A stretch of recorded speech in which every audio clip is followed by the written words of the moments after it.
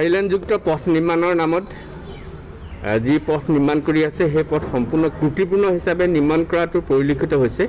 সেহেতু টিয়ক আঞ্চলিক ছাত্ৰ সন্থাই এই সম্পৰ্কত বাৰম্বাৰ বিভাগীয় কৰ্তৃপক্ষ, মাননীয় যোৰহাট জিলা উপায়ুক্ত, অসমৰ মুখ্যমন্ত্ৰীগৰাকীক আৰু ভাৰতবৰ্ষৰ প্ৰধানমন্ত্ৰীক বিভিন্ন সময়ত এই অভিযোগ উত্থাপন কৰি আহিছিল। এই অভিযোগ উত্থাপন কৰাৰ পাছতো আজিৰ তাৰিখলৈকে যোৰহাট বাইপাছৰ পৰা জাজিৰিকে যিটো পথ নিৰ্মাণ কৰিছে NHIDCL আৰু GDCLে যিটো পথ নিৰ্মাণ কৰি আছে, এই পথটো সম্পূৰ্ণ ত্ৰুটিপূৰ্ণ হিচাপে নিৰ্মাণ কৰিছে। আজি দুদিনৰ আগত ইয়াত এজাক বৰষুণতে টিয়কৰ সমগ্ৰ অঞ্চল বানত বুৰি থাকিব লগা এটা পৰিৱেশ ৰচনা হ'ল।